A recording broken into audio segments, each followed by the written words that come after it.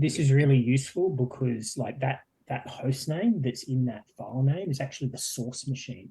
So if you've got situations where maybe thing is messed up by the customer, you can actually get the source machine from this file.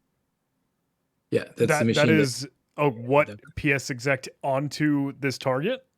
Exactly. That's wild. I had no idea. Okay, so like in mine, I didn't focus so much on a scenario. I just wanted to install some malware and then show just some general workflow that we do. Kind of the things that like I like to kind of talk about when I talk about Velociraptor is probably its big kind of point of difference in terms of tools, and that is its at scale capabilities where you can hunt across like lots of machines at once, but then you can also zoom in and do deep forensics live on a machine, right? And like traditionally forensics, it takes a long time to do that. And John, I remember I saw a video of yours pop up about volatility recently, and it's a really good example when we compare volatility because like when you're doing IR to collect memory, it's often a big, long turnaround to get that memory image, right? So what Velociraptor aims to fix is like it helps you do things fast. So the first thing I want to show is kind of like a hunt, and I've already run it, but I'll run it again. And in this case, like a lot of the time we'll run things like YARA at scale. I hate to be that guy, but can I ask, are we able to zoom in just a little bit? Text a smidge bigger would be awesome. I'm sorry. How is that? Perfect. Phenomenal. Thank you so much. Sounds good. So we've got lots of different YARA artifacts. The thing about Velociraptor is it kind of accesses most things on the endpoint, right? So we access the process. We can access files using either the Windows API or using things like NTFS to access raw files. But in this case, we're going to use YARA process.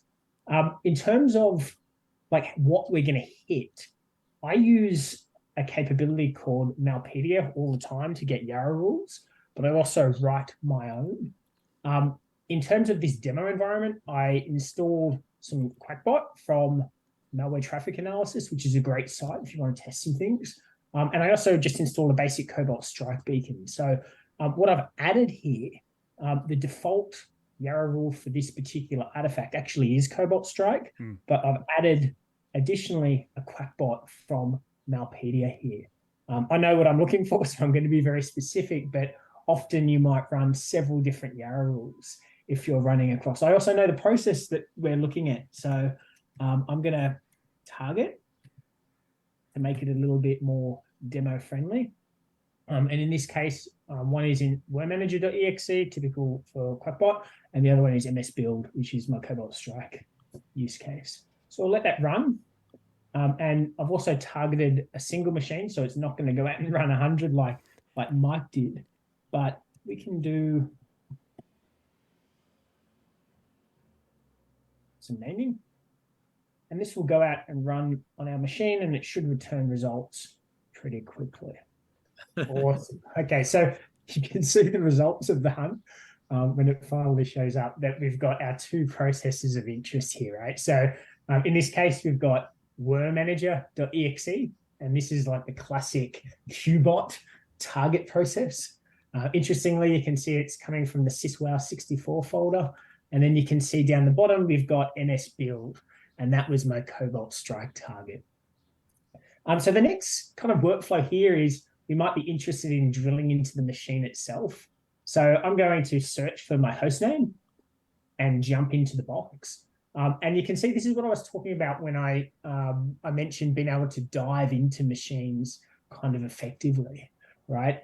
The thing that I wanted to point out first of all is when we're looking at artifacts, and I've just jumped into the collection and I'm essentially running a collection on that box itself, is the power of this live analysis. And I think, John, you showed volatility very recently. But the thing I wanted to show was maybe think about an acquisition here, right? And we can run a memory acquisition from Velociraptor itself, right? So we use the WinPM driver and then we pull down raw memory. I don't actually recommend this, and I would very rarely use this, mainly because we have power of live analysis, so we simply don't need to. Right. But some other memory capabilities that we have, maybe you can pull in DLLs. We'll just type memory and we'll see what we can find here. And you can see some of the memory focused artifacts that we have, both Linux and Windows. The thing that I wanted to point out though was DLLs and being able to pull back DLLs from the box. We've got things like the VAD, which is a common use case that you run in volatility, and the VAD is kind of like the I guess you'd say the phone book of process memory. And this is something that I wanted to point out in Velociraptor. I'm just going to shut these down. Is using the VAD artifact, we have the capability to query individual sections like you would in something like volatility. So, right, use case might be, let's look for injection. Let's look for read, write, execute permissions with an unback sample on disk. Qbot actually works that way. Let's look for, maybe you're looking for a patch DLL and you can actually specify the location of what you're interested in. But why don't I just look for, and we'll pull out all the WAR manager details, and I'll kind of show you here the visibility that we have. And like what we were talking about before, there are many ways to kind of skin that cat, right? So here you can kind of see there's no mapping name on the screen right now, but as I bump across, you'll see some of the mapped files. There was one back there, right? So you've got that really verbose capability to use Velociraptor to target individual sections, target individual memory addresses, target individual like permissions in that memory. So it becomes super valuable. So what I'll do is I'll rerun this now, and let's maybe target something with read write executable. I'll pull in something off screen that you can't see is Quackbot, YARA. And I'll throw it in here. But there's really cool use cases here that I use very regularly for. I might be looking at read-write permissions and looking for like .NET assembly injection and that kind of stuff. And we can also do things like upload the section, but I won't do that here. But when I run this, it will go off, and instead of hitting that whole process, we're targeting just the sections. And actually I ran that incorrectly, but it'll still have the hit.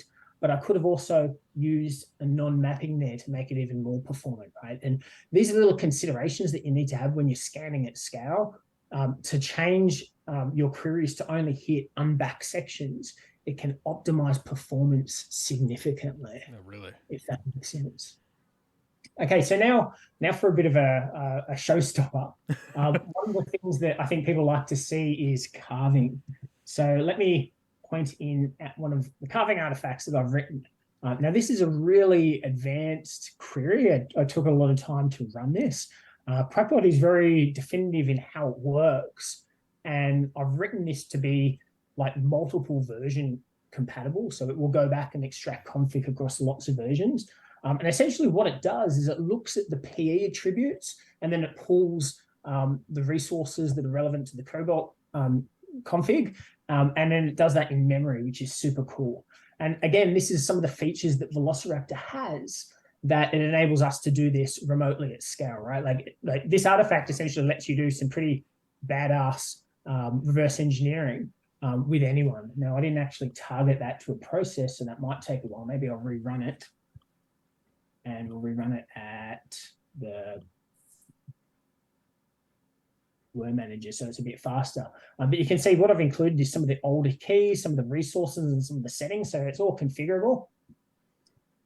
And actually, you can see the last one ran and has finished, and it's got a hit for the YARA rule that I specified before. It's got the process, but we've also got all the decoded strings from the malware, which is super cool, right? I've actually ran this for research purposes as well and run it on a bunch of extracted samples. And essentially it enables me to go and look at, you know, what strings have been added over time. And when you do some of the notebook examples that Mike has talked about that showed before with like group by and things, you can actually see the attackers adding features to the malware based upon the time that they added it. If you're interested in that, I actually wrote a blog on this that explains some of the decode that's on the Velociraptor website, and that's at docs. I'll share .velociraptor overview, and in blog, and here. So hit that up and check it out, and it explains how the decode works, and it's got some of that research. It's really cool. But I just like showing this because this is super cool to run, and super cool to share with people. Similarly, I mentioned we've got Cobalt Strike, and I've got the Cobalt Strike config here, but I'm not going to kind of show running it in memory. I'm going to show a different way of doing that a bit later. But one thing I wanted to show with Quackbot is I literally ran the use case for malware analysis.net, right? And how this sample worked was it had a HTML kind of payload that was sent via email, and then it ran some JavaScript. So one thing that I ran, and one thing that Velociraptor is super awesome at, is we can kind of deploy ad-lib capability. And one of those ad-lib capabilities that I run regularly is AMSI monitoring. And you can kind of see on the screen now, it's pretty cool where you can kind of see the payload having executed in JavaScript here. And you can see here JavaScript, that's the file that I ran. And you can see it executed PowerShell, and that's the PowerShell execution, right? In practice, this isn't something that I would run regularly. AMSI is bypassed pretty easily, but if you're looking at a sample, I use this regularly for a reverse engineering tool as well, which is super cool. The feature that Mike mentioned, process chain, I also enriched this artifact with that. This was a pretty boring one. It didn't really collect much. But the other things that you can see here are, as we go down, because it runs PowerShell, you see stuff like that's a normal PowerShell command, but you've got some other junky stuff here that just will typically run like when a PowerShell profile runs, right? So this can be noisy, but it's a cool kind of visibility use case that I like to share with people. The other thing I wanted to show, and Mike touched upon this before, in terms of our PowerShell content. So when I ran my Cobalt Strike installer, I just opened an ISE kind of window, and I just ran a script to install, right? And this is some of the visibility that we have in terms of PowerShell. This particular artifact's one of my favorites because not many people know about it, but what it will give us is open ISE screens. So I'm going to show you exactly what I ran to execute my Cobalt Strike side here. And when this goes off, it will come back and return hits, and it's got one hit, funnily enough, because I had one ISE profile open.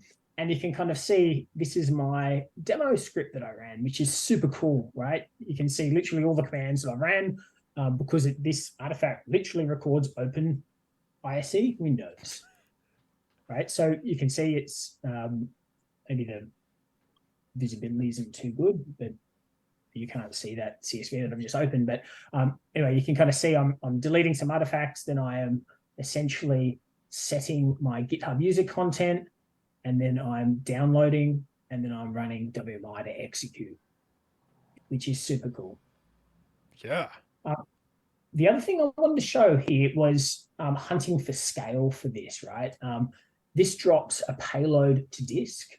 So we talked a little bit about YARA before, and this is one that I prepared earlier because I've got some post-processing that I think is pretty cool. And in this one, we're using a YARA glob, which lets us hit files on disk. So running this, we would essentially run our config with the target location. I've got a YARA here that I hacked together, and then we'd execute it. The notebook for this one, results, comes in with all our hit that's of interest. Now, I've used this to scope many machines, returning back lots of these files. The actual Cobalt Strike is kind of an old one. It's an MS build kind of reflection of a binary, and essentially it's pretty obvious. But what I wanted to show is actually decoding this, right? This is the sample itself. So in this particular hunt, I've pulled back the sample, and you can kind of see it's kind of embedded hex here. The problem with this hex is it's not standard to 2-character hex, right? So it's a bit messy. So we need to kind of normalize it. And this is extremely long, so I'm just going to cut this down.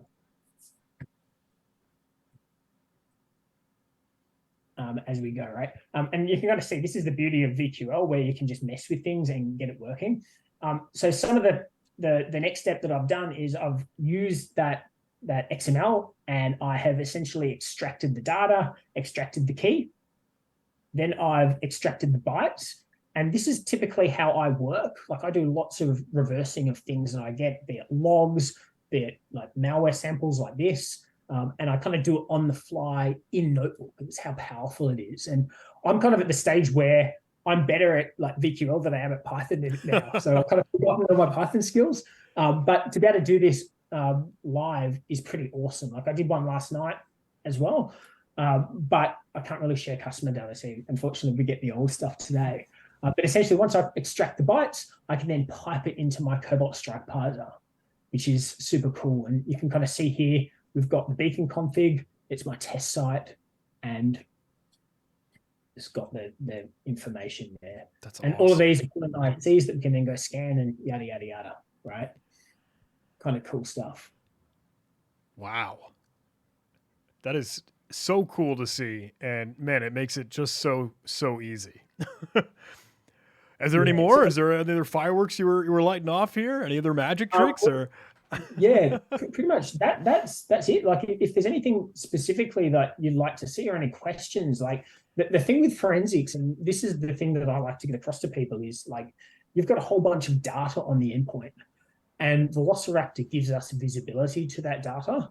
So a lot of the artifacts that are available, we've already got what you need. It's the challenge for users is kind of figuring out what search terms to use or what to use. And like, for me, I call it calculator content, where like you just take content that's already written and then you modify it slightly to make it kind of how you want it. Like, you add a calculator to it, right? And that's how you get like the value out of Velociraptor. Like, most of the valuable things that I've written recently, where it might be a standard artifact, and I might add like a process dump to it, or I might add like a specific extra thing to it that adds value to our workflow in the field, if that makes sense. Absolutely. And I think just the fact that there are so many different artifacts and collectors, and again, obviously you can do it all at scale, but there's so much support for all of that rapid analysis. Like, I did the cheesy video on a capture the flag challenge where we're cutting up like the activities cache to go find clipboard data, and then someone made an artifact collect for that, and I'm like, wow, this is so cool. And I'm sure VQL is super expressive. So man, just seeing all of this in action, seeing the practical application of Velociraptor, I hope it's just so easy and it's so obvious for anyone listening in and watching. Like, wow, like I think that only reaction you can have is like, I want that capability. I want to be able to have that much power and that much speed. So incredible. Kudos, like hats off and applause for you all. I think this has been incredible work, and thank you for sharing it all with us. Thanks. Thank you. I'll keep in mind, if I may ask, what is next for you both? Are there Black Hat trainings coming up? And I will say, look, I know you guys are often doing these as workshops that cost a pretty penny. So again, all of us listening in, like, I don't know, was this a workshop and a class that would have cost anyone else thousands of dollars, and you're just graciously giving it to us for free? It will definitely be part of the training. So we actually have given a lot of training in conferences and workshops and so on. And it's very rare that we have the opportunity, as you've seen, there's so much in Velociraptor, and it's very rare that we have the time that we can take to go through, all the features and deployment scenarios and provide real world examples and real world experiences in the different, contexts. So I'm really looking forward to this Black Hat training that will be later on this year, because we will have 4 days. It's plenty of time to really go through and get a real view of the thinking process and the capabilities. Today we just kind of like zoom through all the things. It's like lightning speed. But I think it's good to take the time and see it and understand as well. No, without a doubt. I think again, I appreciate you doing the speed run for us all to see the awesomeness in the YouTube style. But Yeah, can I ask, hey, how can folks reach out or get a hold of you? Or are there anyone else they might be interested in? What if absolutely. anyone So were wanting to get into Velociraptor and all this great stuff? How can they get started? yeah, absolutely. So Velociraptor is an open source project, and it has a really large and very friendly and inclusive community. We are on GitHub, of course, and we have a documentation site that's linked off our GitHub page, docs.velociraptor.app. And but we are mostly hanging out on Discord. So we have a very engaged Discord server, and people are asking questions and suggestions, and we have a lot of fun on our server. And mailing list, but mostly Discord and GitHub. File issues, feature requests on GitHub, and jump onto the Discord, say hi. Excellent. Well, hey, I'll get those links in the description along with all the other incredible resources you both listed. But seriously, guys, this has been incredible. I can't thank you enough. Thank you very much, John. Thanks, All John. right. I hope we can keep in touch. I hope maybe another opportunity in the future. But thanks again. We'll catch up soon. Absolutely. Thanks. Bye.